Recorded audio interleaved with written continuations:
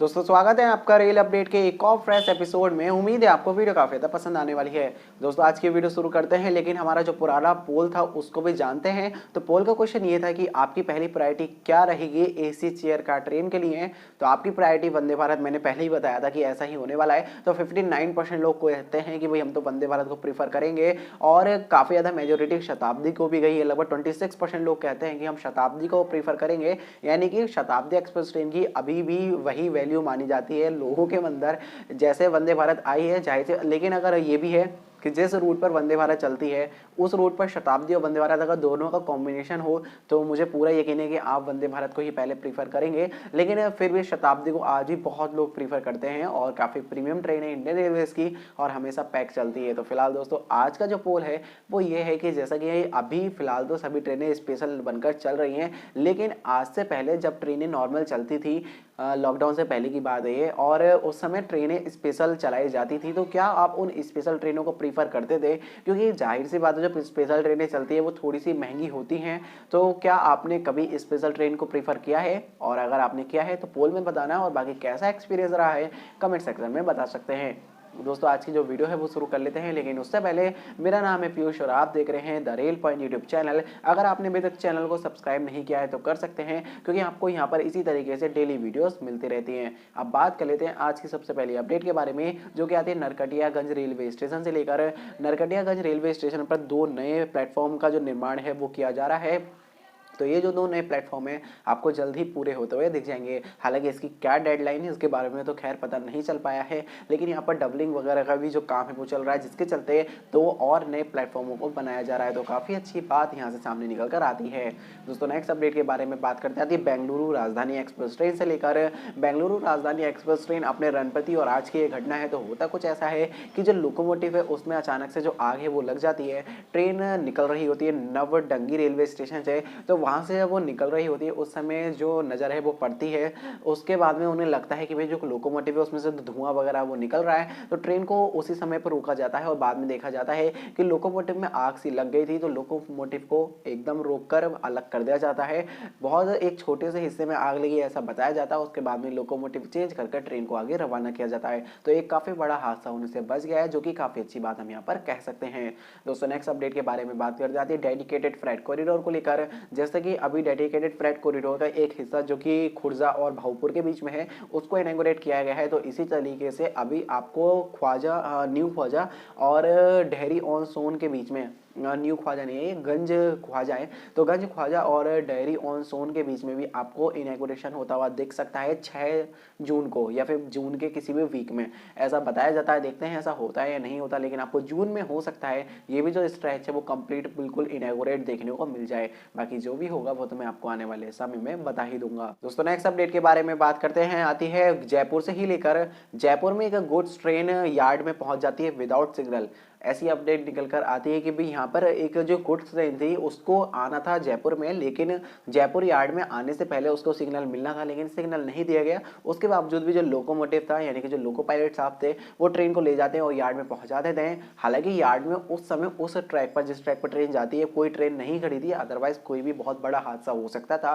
तो ट्रेन को वो पहुंचा देते हैं, बाद में आगे जाके वो खड़ी कर देते हैं। तो उन्होंने जो सिग्नल है वो तोड़ दिया है, जिसके चलते जो लोको पायलट थे और जो असिस्टेंट लोको पायलट थे उन दोनों को ही सस्पेंड कर दिया गया है। और इसकी जो जांच वगैरह है वो की जा रही है कि आखिर ऐसा क्या हुआ था कि उन्होंने ये जो डिसीजन था वो लिया और ट्रेन को वो उन्होंने आगे बढ़ा दिया, और आगे बढ़ाने के बाद में वो यार्ड तक पहुंचा गए। तो ये अपडेट निकल कर आती है कि इस तरीके से जो मिस्टेक्स हैं वो भी होते हुए हमें दिख जाती हैं। दोस्तों नेक्स्ट अपडेट के बारे में बात करते हैं, आती है गंगा सागर मेला को लेकर। गंगा सागर मेला होने वाला है, जिसके चलते कुछ और स्पेशल ट्रेन आपको देखने को मिलेंगी। ये 7 जनवरी से लेकर 15 जनवरी तक चलने वाला है, जिसके चलते आपको यहाँ पर एक स्पेशल ट्रेन देखने को मिलेगी। और ये ट्रेन आपको 03127 और 03128 ट्रेन नंबर के साथ देखने को मिल जाएगी। इस ट्रेन को चलाया जाएगा सियालदह और लालगोड़ा के बीच में। तो ये अपडेट निकल कर आती है। अभी एक ट्रेन ही मैंने आपको बताई है, हो सकता है आपको और भी मल्टीपल ट्रेन देखने को मिले, तो आप इन ट्रेनों के माध्यम से इस मेले को एंजॉय कर पाएंगे और इजीली आप भीड़ से भी थोड़ा बहुत बच पाएंगे। तो ये अपडेट निकल कर आती है कि अगर आप गंगा सागर मेला देखना चाहते हैं तो आपके लिए ट्रेनों की जो सुविधा है वो की जा रही है। दोस्तों नेक्स्ट अपडेट के बारे में बात करते हैं बरखेड़ा से लेकर। बरखेड़ा में ट्रेन के द्वारा एक तेंदुए को हिट कर दिया गया और जिसकी वजह से उसकी जो मौत है वो हो गई है। तो ये अपडेट निकल कर आती है और अब बताया जाता है कि लास्ट ईयर जो अभी साल गुजरा उसमें 4 तेंदुए की जो मौत है वो हुई है। तो काफ़ी बड़ा आंकड़ा है। हालांकि रेलवे को फेंसिंग वगैरह कर देनी चाहिए ऐसी जगह पर, क्योंकि जाहिर सी बात है जो जानवर है वो आ रहे हैं, तो फेंसिंग अगर कर दी जाए तो मे बी वो नहीं आएंगे या फिर कोई और प्लान उनको लाना चाहिए जिसके चलते उनको सेव किया जा सके। तो ये अपडेट है कि ये शायद 5th केस है जो ट्रेन के द्वारा जो तेंदुआ है उसकी जो मौत है वो हुई है। दोस्तों नेक्स्ट अपडेट के बारे में बात करते आती है लाइफलाइन एक्सप्रेस ट्रेन को लेकर। लाइफलाइन एक्सप्रेस ट्रेन एक रेलवे का चलता फिरता हॉस्पिटल है जिसमें काफ़ी ज़्यादा जो सुविधाएं वो इंक्लूड की गई है, जिसके चलते जो ट्रीटमेंट है वो ऑन द स्पॉट किया जा सके। तो फिलहाल अभी ये जो लाइफलाइन एक्सप्रेस ट्रेन है वो आपको बदरपुर रेलवे स्टेशन पर देखने को मिल जाएगी। ट्रेन इस समय बदरपुर रेलवे स्टेशन पर है और यहाँ पर जो ट्रीटमेंट है वो दे रही है।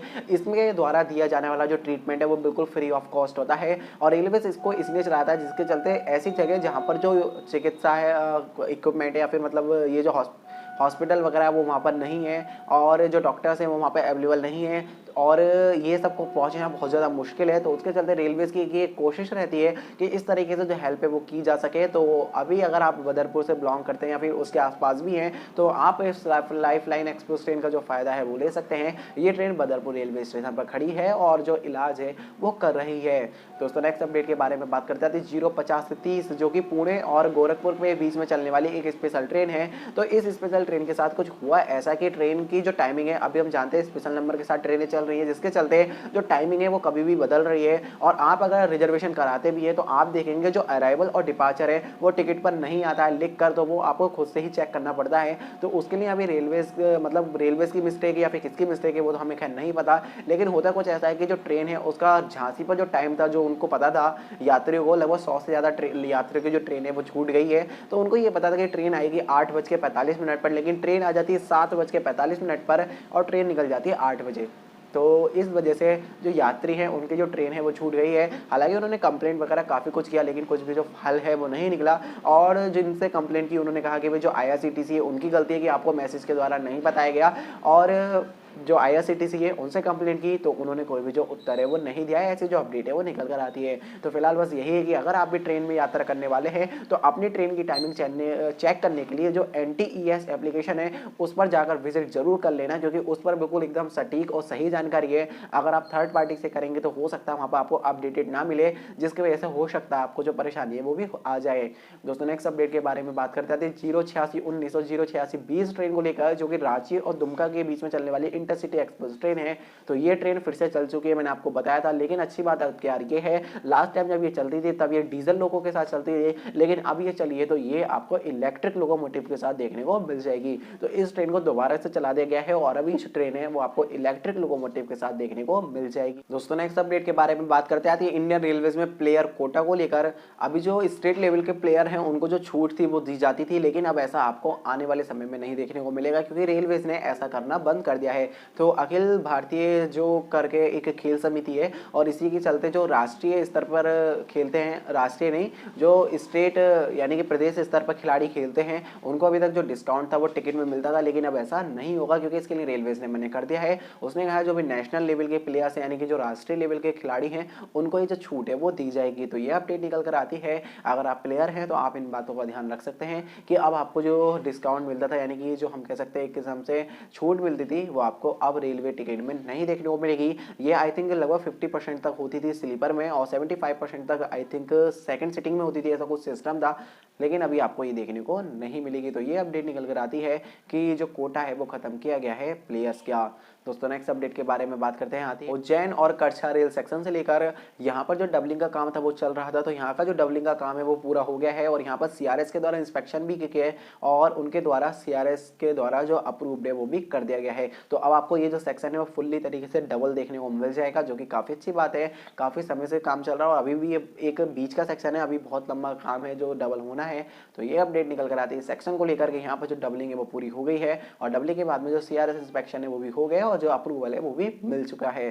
दोस्तों नेक्स्ट अपडेट के बारे में बात करते हैं डेडिकेटेड फ्रेट कॉरिडोर को लेकर। अभी ईस्टर्न जो डेडिकेटेड फ्रेट कॉरिडोर है उसका इनॉग्रेशन हुआ था प्रधानमंत्री के द्वारा और अभी आपको हो सकता है जो वेस्टर्न डेडिकेटेड फ्रेट कॉरिडोर है उसका भी जो इनॉग्रेशन है वो होता हुआ दिख जाए। तो हो सकता है, कंफर्म नहीं है, कि 7 जनवरी को आपको इसका इनॉग्रेशन देखने को मिल जाए। तो वेस्टर्न डेडिकेटेड फ्रेट कॉरिडोर का मदार और रेवाड़ी के बीच में जो इनॉग्रेशन है वो 7 जनवरी को प्रधानमंत्री जी के द्वारा हो सकता है, ऐसी जो खबरें हैं वो निकल कर आ रही हैं। बाकी जो होगा वो तो मैं आपको एग्जैक्ट वाला बता ही दूंगा, लेकिन अभी ऐसा पता लग रहा है कि ऐसा हो सकता है। तो काफी अच्छी बात है अगर ऐसा होगा, तो आपको यहाँ पर भी ये जो स्ट्रेच है वो ऑपरेशनल देखने को मिल जाएगा। दोस्तों नेक्स्ट अपडेट के बारे में बात करते हैं नेताजी सुभाष चंद्र बोस गोमो रेलवे स्टेशन से लेकर। ये जो गोमो रेलवे स्टेशन है इसका जो प्लेटफॉर्म 1 है और प्लेटफॉर्म नंबर 2 है, यहाँ पर वॉशेबल एप्रन बनाए गए थे 1 साल पहले, लेकिन अभी जो वॉशेबल एप्रन है इनको तोड़ना पड़ेगा क्योंकि रेलवेज जो स्पीड इंक्रीजमेंट है वो कर रहा है, जिसके चलते यहाँ पर इसको तोड़कर यहाँ पर जो बैलेस्ट है उसका यूज किया जाएगा, जिसके चलते जो ट्रैक की स्टेबिलिटी है वो बढ़ सके। तो ये अपडेट निकल कर आती है, यानी कि यहाँ से भी ट्रेनें तेज रफ्तार से गुजरा करेंगी। अभी रेलवेज की प्लानिंग है कि जो ट्रेनें हैं उनकी रफ्तार बढ़ाई जाए, तो उसी के तहत ये किया जा रहा है। तो जाहिर सी बात है कि ऐसा करना यहाँ पर भी मजबूरी सी बन गई है। हालांकि उस समय ऐसा नहीं लगा था कि ऐसा होगा, लेकिन अभी ये प्लेटफॉर्म नंबर 1 और 2 की जो वॉशेबल एप्रन है उसको तोड़ा जाएगा, उसके यहाँ पर बैलेस्ट डाला जाएगा जिससे कि जो ट्रेनें हैं वो हाई स्पीड पर निकल पाए। तो ये अपडेट निकल कर आती है, जल्दी आपको इसका काम होता हुआ भी दिख जाएगा। दोस्तों नेक्स्ट अपडेट के बारे में बात करते हैं रैपिड रेल को लेकर। रैपिड रेल का काम चल रहा है दिल्ली और मेरठ के बीच में। तो फिलहाल न्यू अशोक नगर से लेकर साहिबाबाद के बीच में 5.6 किलोमीटर लंबा जो अंडरग्राउंड ट्रैक है वो बनना है और ये जो अंडरग्राउंड टनल बनेगी उसका जो कॉन्ट्रैक्ट है वो एक चाइनीज कंपनी को दिया गया है और ये जो चाइनीज कंपनी है इसका नाम है I think Shanghai tunnel engineering company, तो इसको दिया गया है। तो ये अपडेट निकल कर आती है कि इनके द्वारा यहाँ पे जो काम है वो किया जाएगा। अब देखते हैं ये कब तक कंप्लीट होगा और कब तक आपको ये रैपिड रेल इन रियल देखने को मिल पाएगी। दोस्तों नेक्स्ट अपडेट के बारे में बात करते हैं मुंबई सेंट्रल से लेकर। मुंबई सेंट्रल पर भी जो ऑटोमेटिक कोच वॉशिंग प्लांट है वो लगा दिया गया है, जिसके चलते यहाँ पर भी अब जो ट्रेनों की साफ सफाई है वो ऑटोमेटिक हो पाएगी। इससे पानी की बचत और टाइम की बचत दोनों ही हो पाएगी। तो ये अपडेट निकल कर आती है कि अब आपको मुंबई सेंट्रल रेलवे स्टेशन का जो कोचिंग डिपो है वहाँ पर भी जो ऑटोमेटिक कोच वॉशिंग प्लांट है वो देखने को मिल जाता है। दोस्तों आज की जो फाइनल अपडेट है उसके बारे में बात करते आती है रेलवे प्रोटेक्शन फोर्स जो कि RPF है उसको लेकर। तो RPF में अब आपको कुछ और बदलाव देखने को मिलेंगे क्योंकि रेलवेज अभी RPF को और ज़्यादा मतलब RPF के जो काम है उनको थोड़ा और सरल करने के लिए एक एप्लीकेशन ला रहा है, ऐसा बताया जाता है। उसमें जितने भी अपराधी हैं उनकी जो लिस्ट है वो पहले से ही होगी, जिसके चलते उनको पहचानने में बड़ी आसानी होगी और जो भी अपराधी होगा उसकी पूरी डिटेल्स होगी, उसने क्या अपराध किया, कैसे किया और साथ ही साथ वो कहाँ से बिलोंग करता है, ये सारी जो जानकारियाँ हैं वो उसमें होंगी, ऐसा बताया जाता है। तो ये अपडेट निकल कर आती है कि RPF को एक नया एप्लीकेशन मिलने वाला है जिसके चलते उनको उनके मोबाइल पर ही सारे जो मुजरिम हैं उनकी जो जानकारी है वो होगी। तो बस दोस्तों आज की जो रियल अपडेट है उसमें इतना ही। उम्मीद है आपको वीडियो पसंद आई होगी। अगर आपको वीडियो पसंद आई तो वीडियो को लाइक कर देना, शेयर कर देना। बाकी अगर आप चैनल पर नए हो तो चैनल को सब्सक्राइब भी कर देना। मिलते हैं आपसे नेक्स्ट वीडियो में, तब तक के लिए bye bye, take care all of you.